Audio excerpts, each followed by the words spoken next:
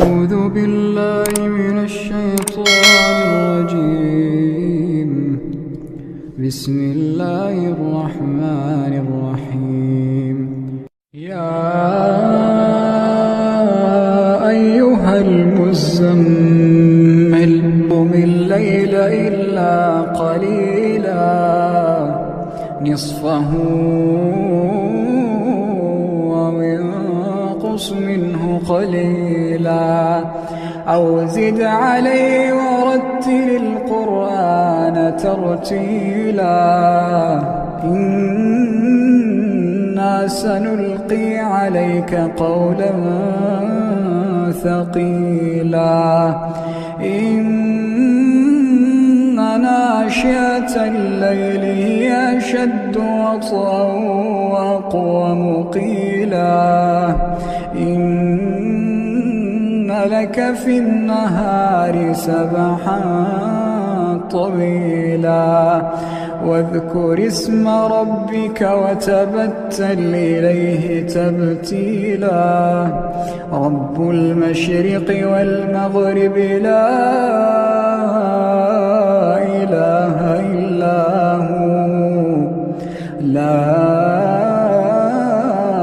إله إلا هو فاتخذه وكيلا واصبر على ما يقولون واهجرهم هجرا جميلا وذرني والمكذبين أولي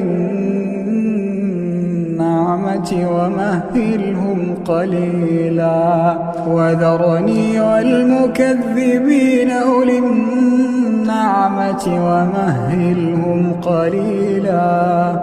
إن لدينا أنكالا وجحيما وطعاما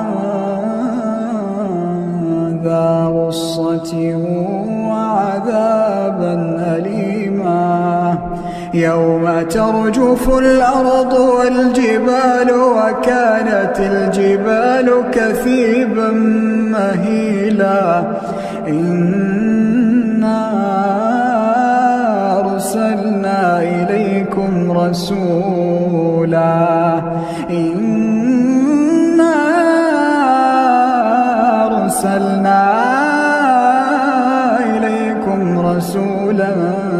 شاهدا عليكم كما أرسلنا إلى فرعون رسولا فعصى فرعون الرسول فأخذناه أخذا وبيلا فكيف تتقون إن كفرتم يوما يجعل الولدان شيبا السماء منفطر به كان وعده مفعولا إن هذه تذكرة فمن شاء اتخذ إلى ربه سبيلا إن ربك يعلم أنك تقوم أدنى من ثلثي الليل ونصفه وثلثه وطائفة من